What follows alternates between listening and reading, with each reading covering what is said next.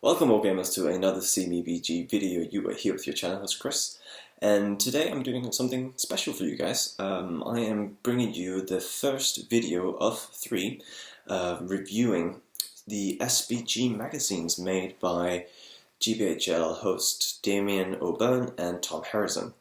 Today we'll be looking at the first magazine they made way back in 2014. Then tomorrow you will be receiving the second review. This will be the review of the second magazine they made. And also, as you may have heard, they are about to release the third magazine. It's not out on general release yet. It was released not too long ago at the Desolation of Stockport 2016.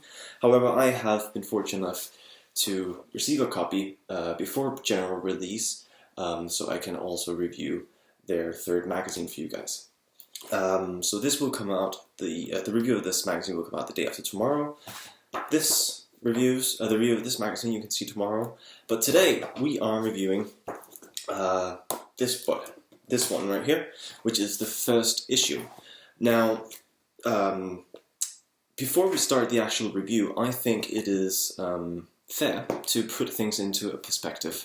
As you, at least to my knowledge, Damien and Tom have no previous experience creating a magazine, and they did this in their own time, just as a side project, a side hobby, aside for, of course, doing all the regular hobbying as you are very familiar with. However, they're also the host of the GBHL podcast on YouTube, and then they did this as well, amazingly enough.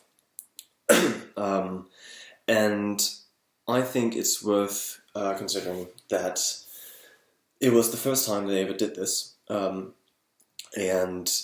they have put in tremendous effort to do this. They have put in a lot of money to do this. It's not cheap to make a magazine like this, and of course it was, I suppose, a test to see how well it would be received before they would actually go on to do doing more magazines. Now, before also starting, I think it's good consideration to think about what do you actually expect from a wargaming magazine. Everybody, of course, prefers to read different things. I personally will be going over some of the expectations and hopes I would have had. Now, naturally, I'll try to be as objective as I can be. However, I will be biased. As I said, this came out in 2014, and I have read it several times since then. I got it, I think it was in November, of 2014, and I have read it several times since then. So my thoughts and opinions might be a little bit biased because I have read it several times, and it may be a little bit difficult for me to think of new ideas that they could have thrown in way back then. However, if we take a look at it objectively, what would you expect to see in a wargaming magazine focusing on just a single game? So unlike, for example, White Dwarf, made by GW, who have several games to focus on. This is only focused on the Hobbit SBG. You would, of course, hope to see something like the hobby aspects. So what is the hobby actually about? What is part of it? And articles about that, basically. Now, as you also have seen on our channel, but most certainly also on various of the other great channels posted around the globe, there are numerous battle reports. And I remember back when I was a kid and I read White Dwarf back when it was still a monthly issue, there were battle reports using our beloved models, and it would be great to have a battle report featuring that as well. As well as, I suppose you could do some interviews with players, but also with the creators of the game, if possible. Now, some of these things are, of course, in here, and some of them aren't, but I'll get into that as we go on. So, The first thing you would, of course, expect is a great cover, an enticing cover that will, so to speak, entice the reader and help draw them into actually purchasing this magazine and actually want to read it. And something that is, I suppose, applicable to all magazines is you want a cool photo, and I think they definitely got that. A really, really cool bleeded photo, so no borders anywhere around the magazine here. And I think it's a really, really cool shot. You have Leggy standing there on top of a, what should we call it, a fortress, a gate, so to speak, where, gazing over the battlefield, ready to fire off some shots there. I think it's a really, really cool photo, and playing with the focal length there, so you keep some of it in focus in front, and the battlefield there in the background blurry. That really brings a lot of focus to Leggy here, and the composition of the front cover here is amazing, as they have, so to speak, created a diagonal line across the magazine here, with the primary photo being in the bottom here, and then they have filled out the rest right here with text. So I think it looks cool. It's a really, really great cover, and you also get the required, so to speak, headlines on the magazine about the content. So you have Out of the Frying Pan, and you have Cavalry Tactics. You also have, of course, that this is issue 1 indeed, and when it was actually released in autumn of 2014.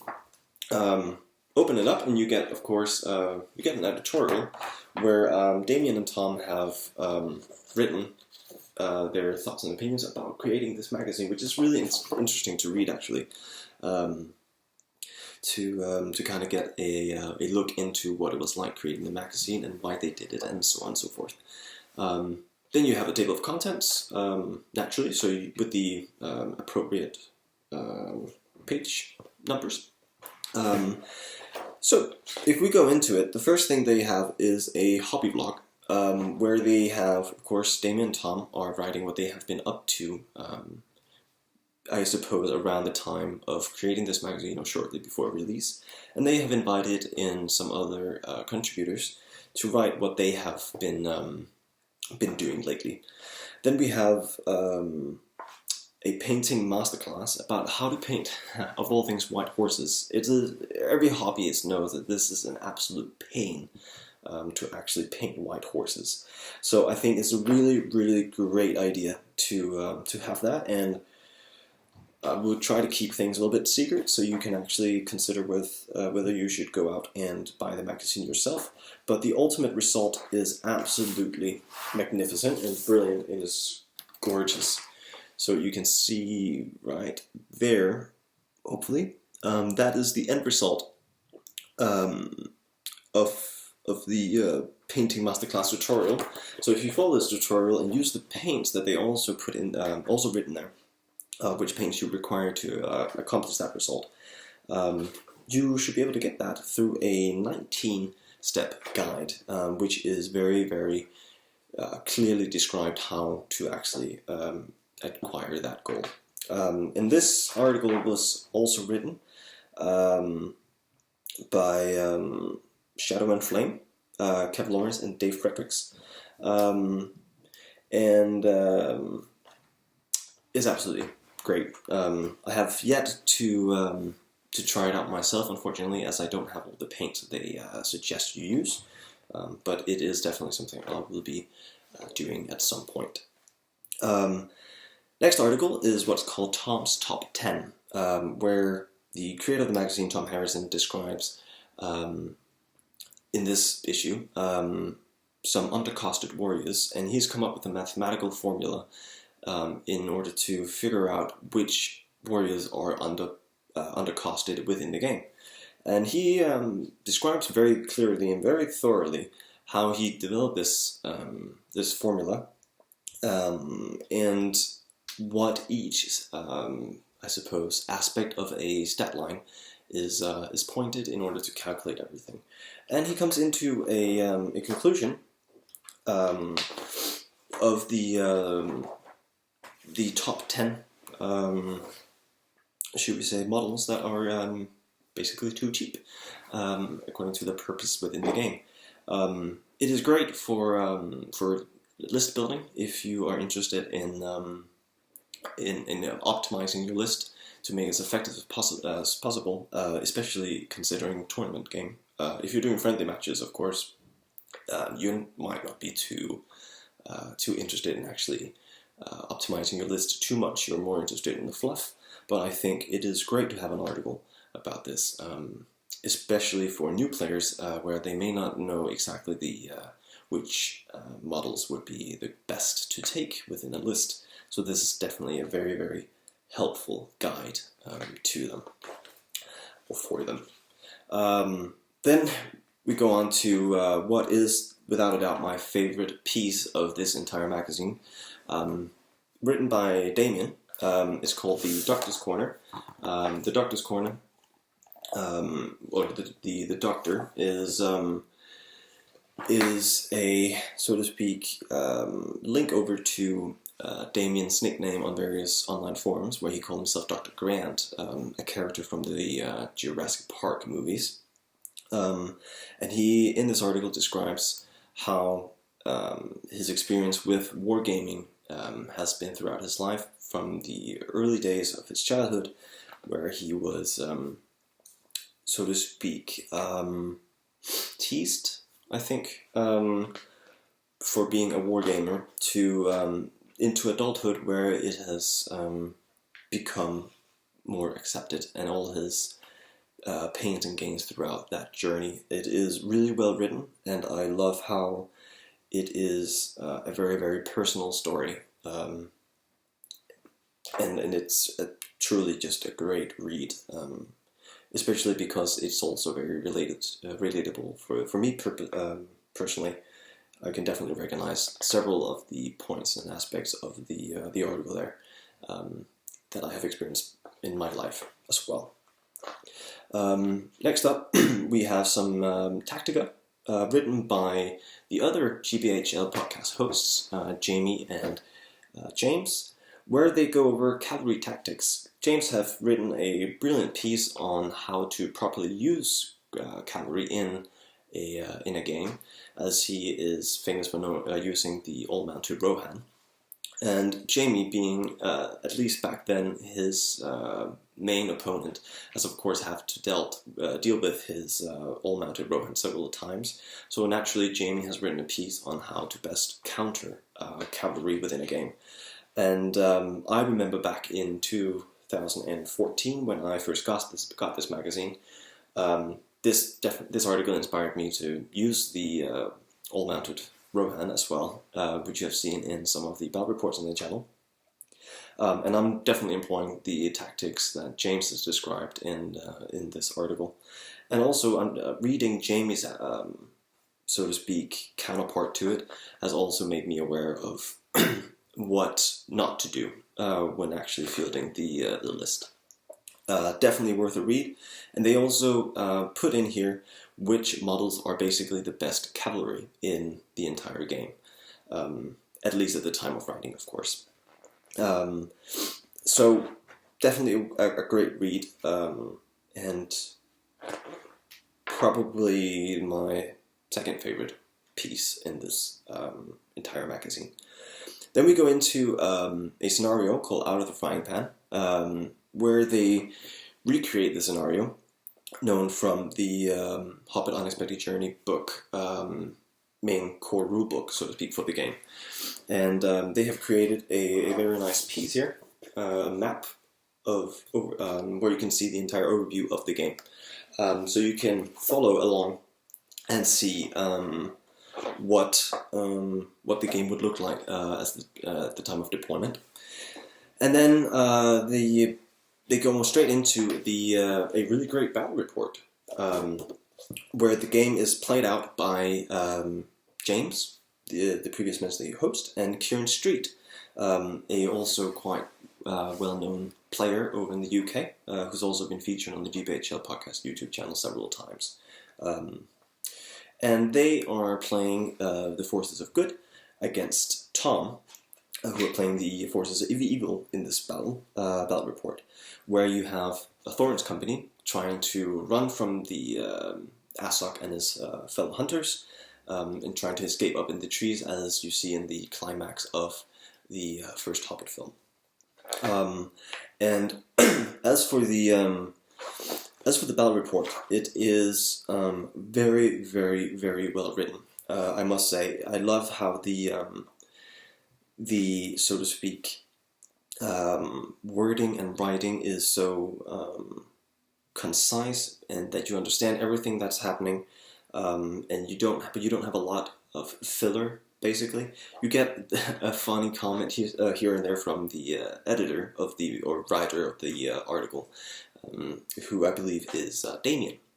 But else it is very, very short, because they have managed to get a whole a whole 6 turns with a full description of basically everything that's happening in every single turn, as well as, of course, the aftermath, as they call it, where Kev and James, no, sorry, not Kev, sorry, Kieran, of course, James and Tom each describe how they felt the battle went, as well as Damien's take as an outside opinion, spectating this this battle when they actually played it out.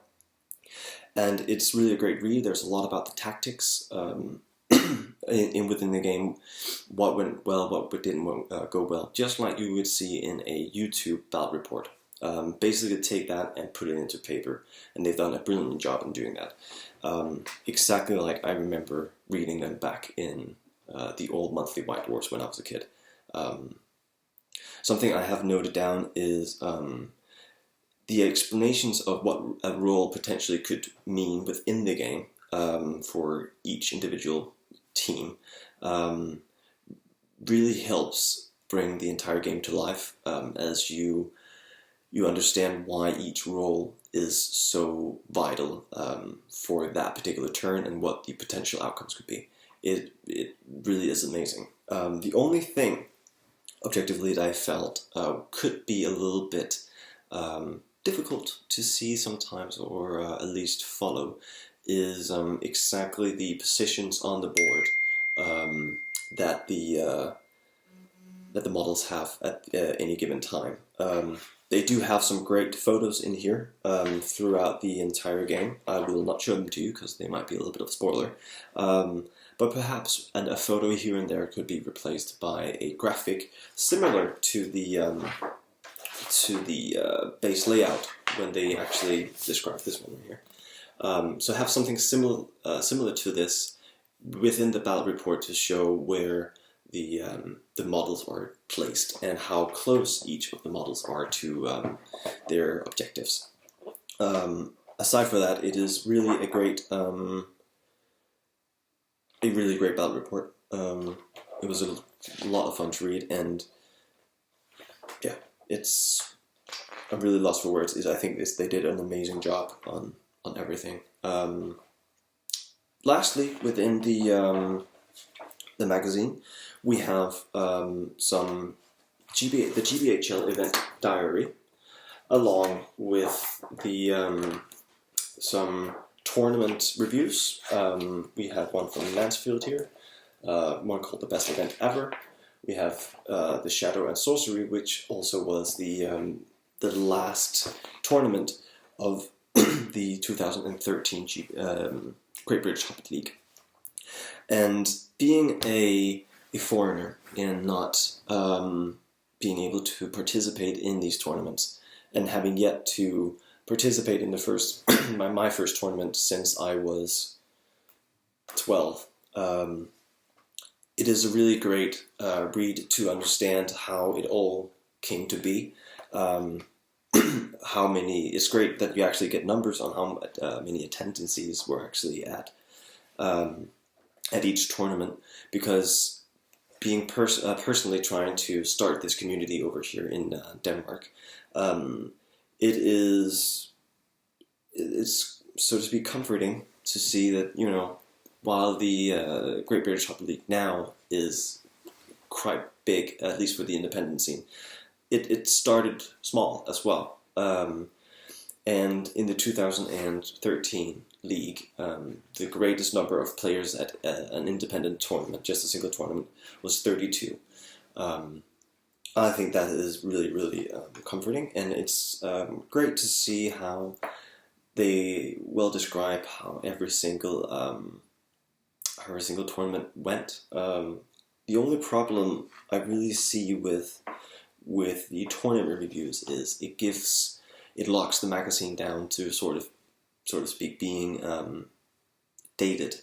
You can tell by reading that this is an old magazine, whereas if they had not taken in all the dates and basically the dates of when the events happened, it would have been more timeless, so to speak. So picking up the magazine like I just did for this review today, you would get the feel that this could have happened potentially a lot sooner, and as I said, make the magazine more timeless, so to speak. Lastly, also here they have a competition for supporting the SBG being, of course, the magazine, where if you should choose so, you can donate to the creators, Damien and Tom, and participate in a competition where you, at this time, could win a set of Rivendell Knights. However, of course, the competition has long since ended. I can't remember who actually won it, but they did a video for the on the YouTube channel showing who won, and the person got their prize. It's a really great magazine, I must say. And considering this was the first time that Damien and Tom ever did something like this, at least again to my knowledge, I really can't stress enough how well this is. It is a lot. How many pages is it? It's actually quite thick. It's 46 pages, front and cover, and it feels like a professional magazine. Because it is a professional magazine. There's everything in there that you would expect from a wargaming magazine, a tabletop gaming magazine, and they have everything. The only thing, perhaps, looking back at it today, is some of the photos aren't the greatest. They're not necessarily as crisp as they could have been. They could perhaps have played around with the contrast and a little bit there. But generally speaking, this is amazing. And it was a great read, again, reading it a year and a half since release. So I will highly recommend you, if you're interested, into getting this magazine. I believe they still have some copies left. They have done reprints several times over and over again.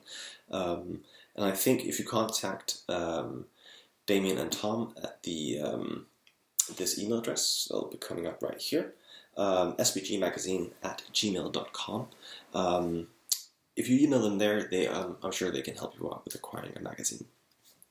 I should also mention, however, this is also available as a free PDF.